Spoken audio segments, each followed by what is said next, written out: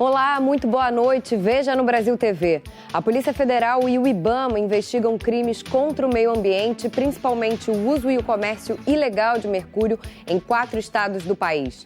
Os governos federal e do Rio anunciam uma força-tarefa contra a lavagem de dinheiro do crime organizado. Um trem de cargas de combustível pega fogo na estrada de ferro Carajás, no Maranhão. E ainda, fim de ano chegando e muita gente de olho na reforma da casa para o ano novo. Bom para o setor de material de construção que se prepara para atender a demanda. Quarta-feira, dia 8 de novembro, agora no Brasil TV.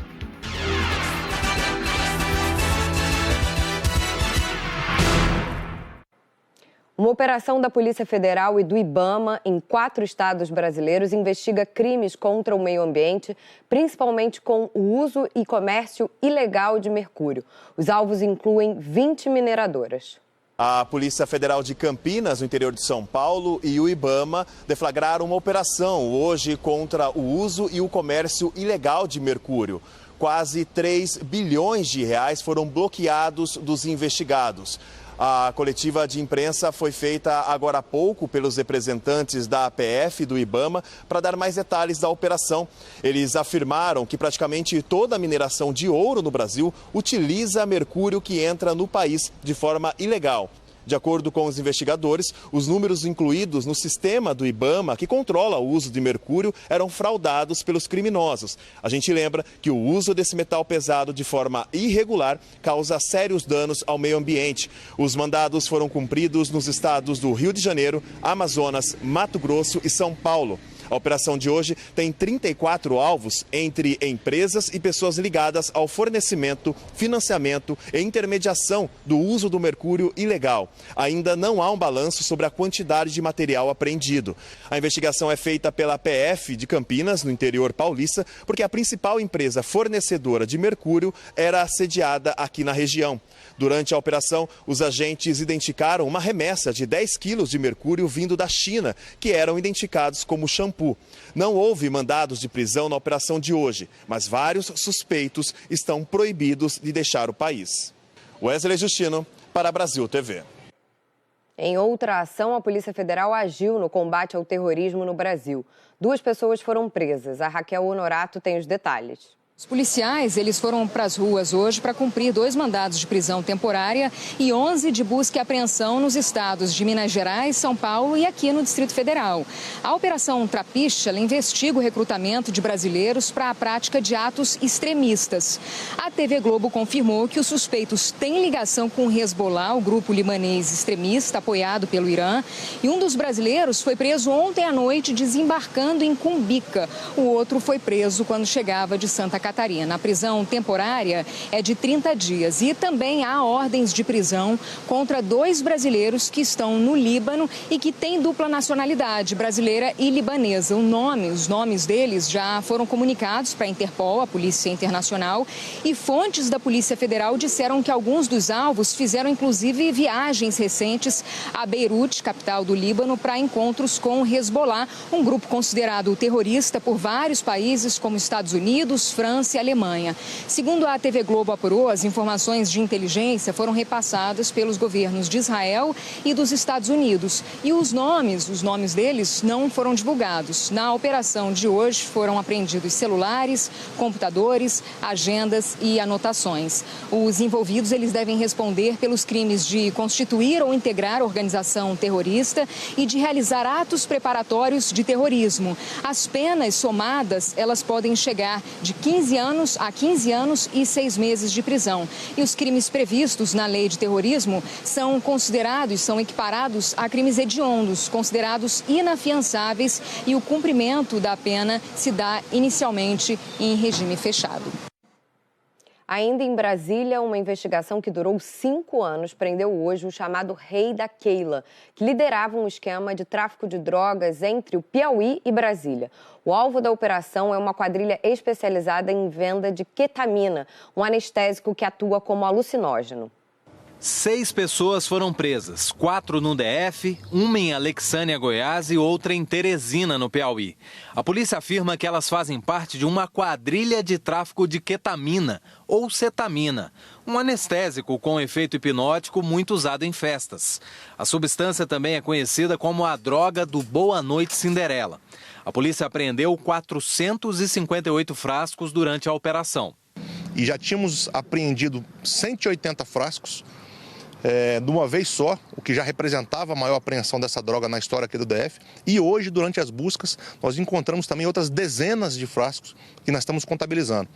Não só em Teresina, mas também em Alexânia e nas casas dos presos aqui do DF.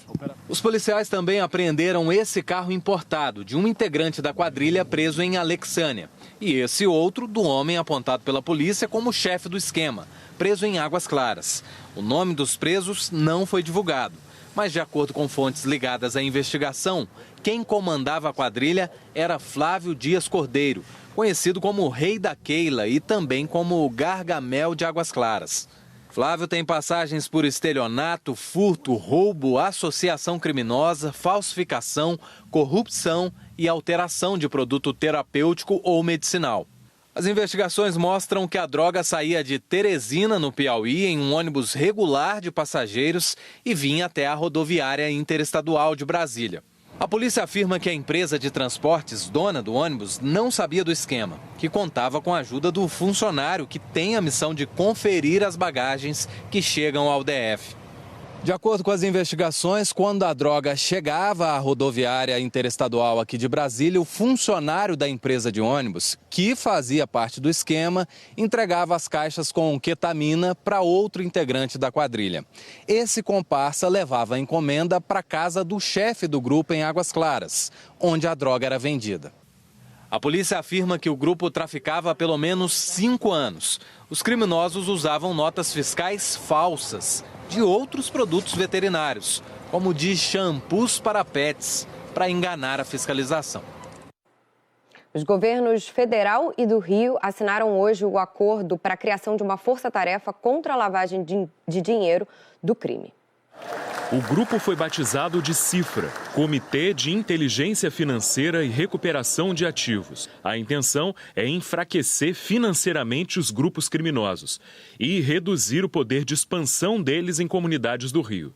O acordo tem validade de 1 ano, podendo ser prorrogado, e prevê o compartilhamento de informações entre as forças de segurança.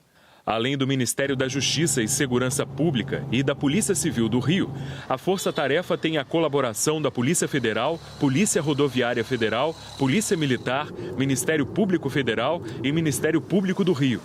Em integração com o Banco Central, Receita Federal, COAF, o Conselho de Controle de Atividades Financeiras, e a ABIN, Agência Brasileira de Inteligência. O foco é identificar e combater os braços financeiros da milícia, do tráfico de drogas e da narcomilícia, que impõem o terror em comunidades do Rio.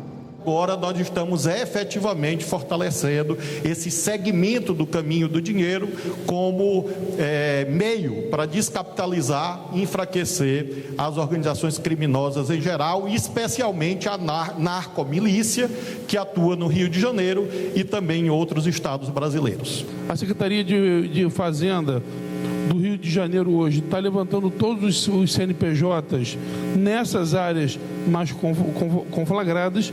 Então, a ideia é que a gente faça um rastreamento, primeiro no âmbito da Secretaria de Fazenda, junto com o COAF, para ver quem possa ter uma disparidade no faturamento, e aí, naqueles que tiverem uma disparidade, será indicado. O dinheiro recuperado com a investigação, segundo o acordo, será investido em planos de combate ao crime. No terceiro dia da GLO, a Operação de Garantia da Lei e da Ordem, blindados reforçaram a segurança nos acessos ao Porto do Rio. A Marinha montou postos de fiscalização para barrar a chegada de armas e drogas. A ação começou na segunda-feira e mobiliza militares das Forças Armadas que vão trabalhar na operação por 6 meses, até maio de 2024. Aqui no Rio, além da Baía de Guanabara, também há reforço na Baía de Sepetiba, onde fica o porto de Itaguaí, e no Aeroporto Internacional Tom Jobim. De acordo com o decreto, os militares da aeronáutica passam a ter prerrogativa de polícia. Podem inspecionar aviões, passageiros, bagagens e cargas. Desde o começo da semana, o Exército também intensificou a ação nas fronteiras. A Polícia Civil do Rio investiga o assassinato de um vereador de São Gonçalo, na região metropolitana da capital. Uma manhã que parecia tranquila na Avenida Antenor Martins, no bairro Porto da Madama, mas que guarda as marcas de uma noite de violência. A Polícia Militar reforçou a segurança no local. Foi na frente dessa casa de Muro Preto e Portão Branco que o vereador Aldecir Maldonado, de 61 anos, foi morto. Parentes foram ao Instituto Médico Legal de Tribobó, em São Gonçalo, para liberar o corpo do parlamentar. É difícil acreditar, né? Ninguém está preparado para receber uma notícia de morte, ninguém. E que as autoridades, né, possam se empenhar em encontrar, de fato, o motivo e os autores. Testemunhas contaram que o vereador, conhecido como Cici Maldonado do PL, voltava da Câmara Municipal ontem à noite na companhia de 2 assessores de carro.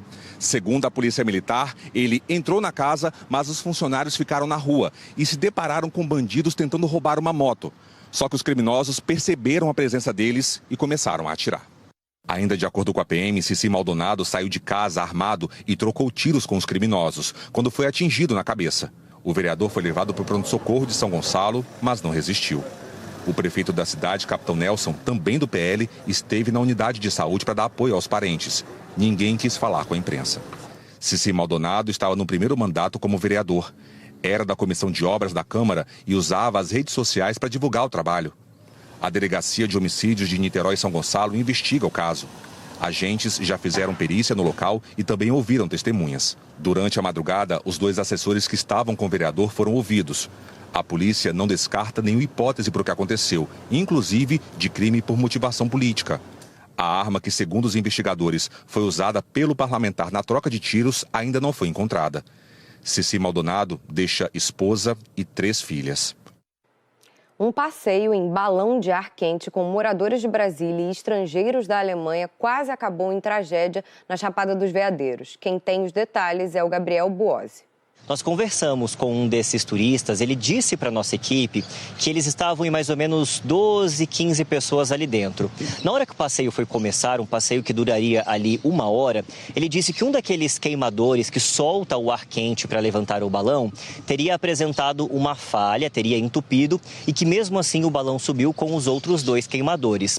Já no fim da viagem, quase 1 hora ali de viagem, ele disse que um dos outros queimadores que estava funcionando acabou o gás e isso fez com que ele descesse rapidamente e batesse ali naquele paredão de rochas onde eles colidiram.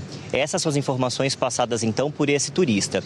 Ele disse que pelo menos 10 pessoas tiveram alguns ferimentos leves ali no nariz e também na perna, mas não foi nada grave. Esse mesmo turista disse para a nossa equipe que ele entrou em contato com o CENIPA, que é o Centro de Investigação e Prevenção de Acidentes Aeronáuticos, e registrou o caso. Conversamos com o CENIPA, mas o CENIPA disse que a gente precisava procurar a FAB, que o caso seria acompanhado pela FAB. Entramos em contato com a FAB, mas ainda não recebemos um retorno. Já a empresa que prestou a viagem e o serviço de viagem do balão, nós também entramos em contato e a empresa disse que lamenta toda essa situação, disse que em 11 anos de atuação essa foi a primeira vez e disse que agora vai seguir acompanhando o caso e prestando as devidas informações. Um trem da Vale que transportava combustível pegou fogo hoje de madrugada depois que saiu da linha férrea no Maranhão. 20 vagões ficaram destruídos. O acidente aconteceu na estrada de ferro Carajás, na cidade de Alto Alegre do Pindaré, a 300 quilômetros de São Luís. Ainda não se sabe por que o trem saiu dos trilhos. O Corpo de Bombeiros e brigadistas da mineradora Vale trabalhavam até hoje à tarde combatendo as chamas. O combustível transportado seria enviado para as cidades do Maranhão e do Pará. A linha férrea liga os 2 estados. Diariamente, os trens fazem uma média de 180 viagens por esse trecho, transportando carga e passageiros. As autoridades afirmam que ninguém ficou ferido neste acidente. A Vale disse que conseguiu isolar e evitar danos a 22 dos 42 vagões do trem e que o transporte de passageiros deve retomar até o próximo domingo. Mas não há previsão para os trens de carga voltarem a circular. Em Mato Grosso do Sul, a falta de chuva preocupa por causa dos incêndios na região. Oi, Bárbara. O fogo já atingiu 41 mil hectares no Pantanal, na divisa entre Mato Grosso do Sul e Mato Grosso. O incêndio começou há semanas no estado vizinho, mas acabou passando para o lado sul-mato-grossense. Militares do Corpo de Bombeiros de Mato Grosso do Sul estão no local fazendo combate ao fogo e eles precisaram usar a água de fazendas para combater as chamas. Ao todo, 34 militares trabalham nessa e em outra área do Pantanal, no município de Porto Murtinho. Ainda aqui em Corumbá, brigadistas do Ibama Preve Fogo seguiram hoje para a Serra do Amolar, local que foi devastado pelos incêndios de 2020 e 2021. Câmeras de monitoramento detectaram muita fumaça naquela região. De Corumbá, Raul Araújo para o Brasil TV. A seguir, começa a tradicional campanha dos Correios para ajudar Papai Noel a atender aos pedidos de presentes. É já já.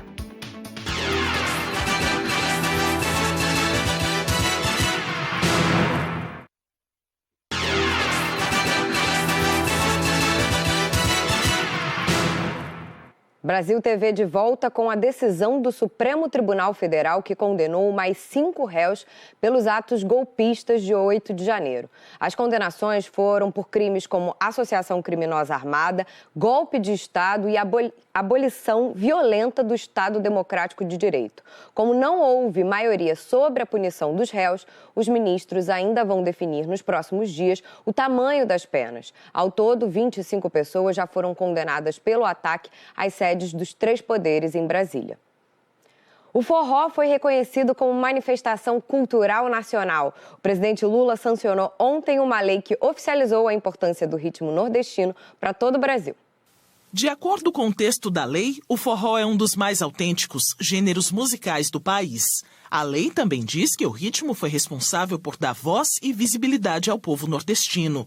Nascido da mistura de ritmos e instrumentos, como zabumba, triângulo e sanfona, o forró se firmou principalmente no interior do Nordeste. A partir de Luiz Gonzaga, na década de 40, o forró começou a se popularizar e conquistar o Brasil.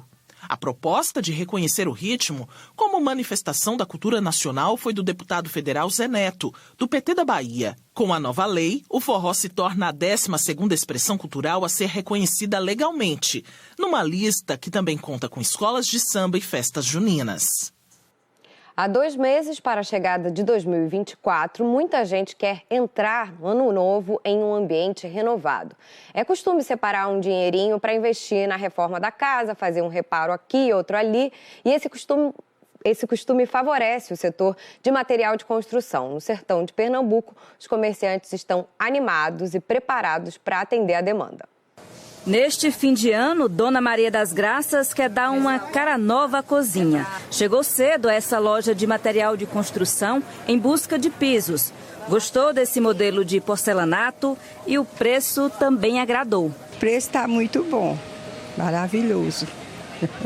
E aí a ideia é o quê? Reforma? O que a senhora vai fazer em casa? Não, é uma reforma lá em casa que eu vou chegar final de ano, né? A gente tem que dar uma ajeitadinha na casa, fazer uma reforma.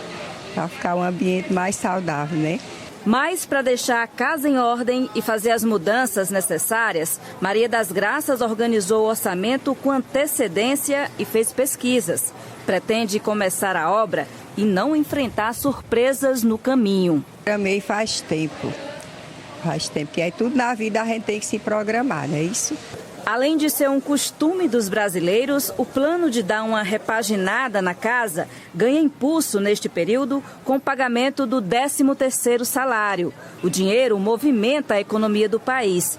Nesta loja de material de construção, desde outubro as vendas cresceram 10% em relação aos meses anteriores. Esse último trimestre ele já está de forma crescente, né? Outubro já cresceu mais que setembro, a tendência é que novembro cresça mais que outubro e dezembro também, porque o que está acontecendo é muita gente procurando coisa para reforma. O que está mais em alta é reforma do que a própria construção civil. Pisos e tintas são os produtos mais procurados e vai dar para levar no precinho.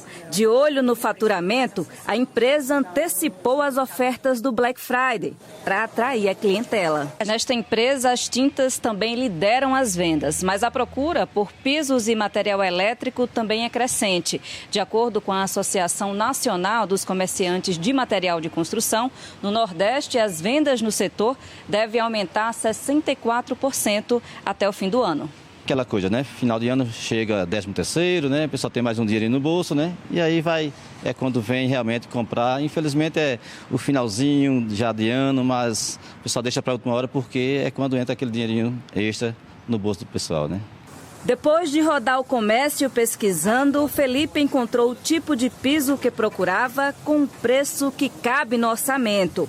Foram anos de investimentos e a obra chegou à fase de acabamento. A família vai receber 2024 de casa nova.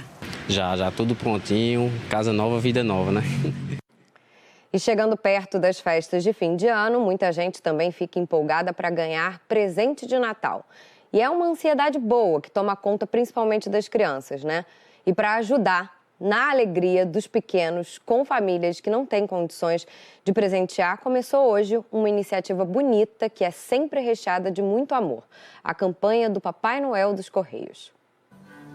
Esse olhar aí é de quem tá procurando alguma coisa, né não? É a Alana, de 12 anos, que tá ansiosa para encontrar o Papai Noel e entregar para ele uma cartinha que ela mesma escreveu. Estou muito ansiosa para me entregar minha carta para ele. Eu pedi um kit de beleza. Alana estava com outras crianças que amam o Natal. O auditório da Escola de Formação de Educadores do Recife, professor Paulo Freire, na Madalena, ficou cheio. Todo mundo na expectativa para o lançamento da campanha Papai Noel dos Correios. E claro, a criançada também não podia perder a oportunidade de fazer seus pedidos ao bom velhinho. Nas cartas, palavras simples, sinceras e cheias de emoção. Querido Papai Noel, te peço humildemente uma bola de futebol, pois meu pai não tem condição de comprar uma bola de futebol para jogar com meus irmãos. Meu pai trabalha muito, mas ele não consegue comprar a bola de futebol ainda. O salário dele só dá para alimentação. A ansiedade da espera pelo Papai Noel se misturou com a animação da música, feita pela Orquestra de Violinos Criança Cidadã dos Meninos do Coque. E olha o Papai Noel aí, ele chegou trazendo mais alegria. Estava acompanhado da Mamãe Noel e do Carteirito, mascote dos Correios. O bom velhinho conversou com as crianças, ouviu o coral e recebeu todas as cartas. Pedidos que vão se juntar a outros milhares que chegam de todo o Brasil. A campanha Papai Noel dos Correios reúne as cartas escritas pelas crianças e oferece para que adultos possam adotá-las e dar os presentes que os meninos e meninas gostariam de receber.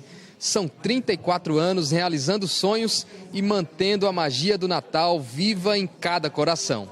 É um sonho que começou no coração dos carteiros e hoje se tornou a maior campanha natalina do país. Todas as crianças, a sociedade, pode adotar até 10 anos. E nós temos algumas escolas que foram cadastradas. Então, essas crianças das escolas que são cadastradas, elas são até o 5º ano do fundamental. Nós temos 2 modalidades. Uma é pelo blog, É o blognoel.correios.com.br e nas nossas agências físicas espalhadas por todo o estado de Pernambuco. Mais do que essa alegria que o Natal traz, o desejo do Papai Noel é que todos esses sonhos sejam realizados. Sonhos que estão aqui nesse pedaço de papel sejam realizados. Para isso, a gente precisa do apoio, do carinho dos padrinhos. Então, padrinhos, adote uma cartinha e realize esse sonho. Tire do papel aquele sonho de uma criança. E não tem coisa mais feliz de que a criança, quando recebe o presente, sabe que o Papai Noel existe e que o sonho deles foi realizado. Qualquer um pode ser o Noel, basta querer e ter o poder de realizar esse momento tão sublime que é o sonho de uma criança. Emerson disse que foi um menino obediente o ano todo, se comportou na escola e quer receber um presente de Natal. Uma alegria que pode ser proporcionada por qualquer papai ou uma mamãe Noel que receba a cartinha dele. Eu me comportei, tirei notas boas, ajudei minha mãe em casa. Acho que eu mereci. Eu pedi uma chuteira porque meu sonho é ser jogador de futebol, do esporte. Para saber como adotar as cartinhas aí no seu estado e fazer a alegria do Natal das crianças, é só acessar o site citado na reportagem, blognoel.correios.com.br. O Brasil TV fica por aqui, outras notícias logo mais no Jornal Nacional, hoje um pouco mais cedo, às 8 da noite, hora de Brasília. Uma ótima noite para você e até amanhã.